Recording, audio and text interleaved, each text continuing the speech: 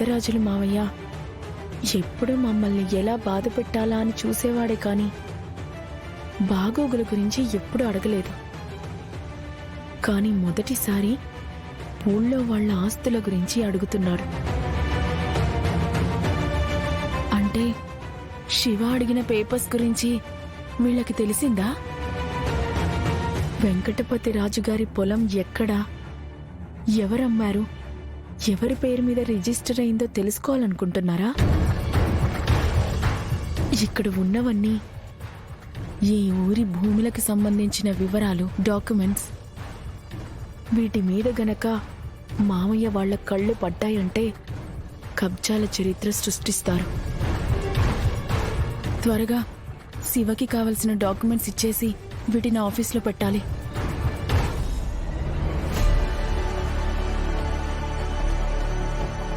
నాగవల్లి, ఇదిగో పాలు తీసుకో.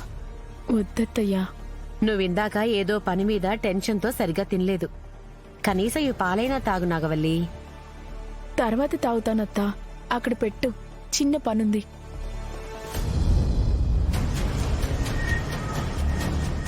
సరిగ్గా తినలేదు, పాలు కూడా తాగట్లేదు. అసలు మీ అత్తయ్య ప్రేమ వలకపోసినా పట్టించుకోవట్లేదు. అంత ముఖ్యమైన పనే ఉందమ్మా. ఏం లేదు మావయ్య, రేపు మెజిస్ట్రేట్ గారు ఆఫీస్కి వస్తున్నారు. భూముల వివరాలు కొన్ని అడిగారు, ఫైల్స్ చెక్ చేస్తున్నాను. అసలు మెజిస్ట్రేట్ ఎందుకు వస్తున్నాడు? ఫైల్స్ ఎందుకు చూడాలనుకుంటున్నాడు? మాకే విషయం చెప్పట్లేదేంటి నాగవల్లి? ఏదైనా దాస్తున్నావా? మీరు స్టేషన్లో ఏ దొంగను పట్టుకున్నారు, ఏ నేరం చేశారు అని నేనేమైనా అడుగుతున్నానా? అది నీ డ్యూటీ, నువ్వు చేస్తున్నావు బావా. ఇదంతా నా డ్యూటీ, నేను చూసుకుంటాను. అంత సిన్సియర్గా డ్యూటీ చేస్తే అన్నయ్య ఎప్పుడూ సస్పెండ్ అయ్యేవాడు కాదు కదా వదినా.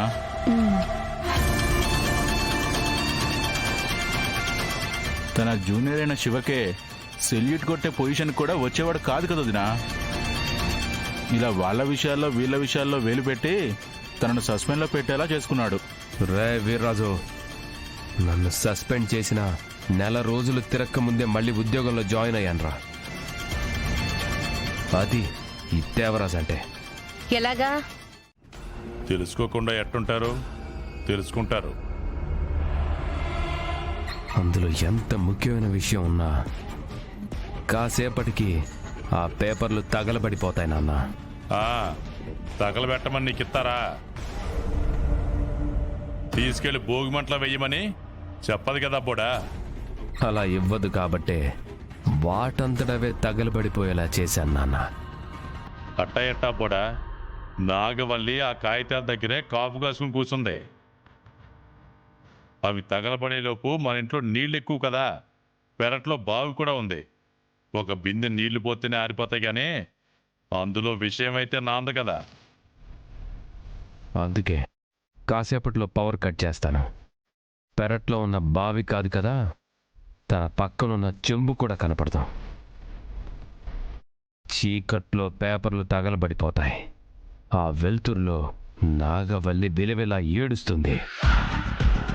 శభాష్ అబ్బోడా, ప్లాన్ అదిరినాది. నాకు దక్కనిది ఇంకొకరికి దక్కనివ్వను. నేను తెలుసుకోనిది ఇంకొకరిని తెలుసుకోనివ్వన్నా.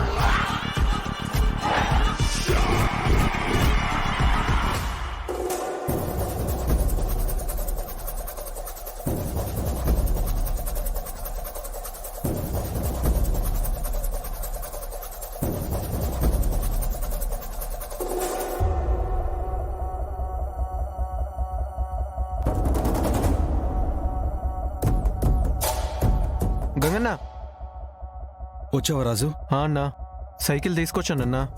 మంచిది రాజు, నేను పొద్దున్నే తీసుకొచ్చి ఇస్తాను. పర్లేదన్నా. Cycle puncture shop మల్లేష్ది.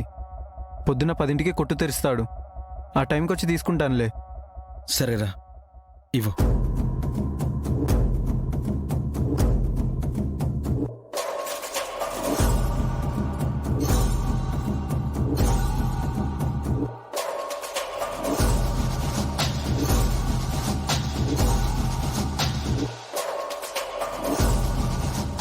బండి తీస్తే ఆ శబ్దానికి చెల్లెలు లేస్తారు.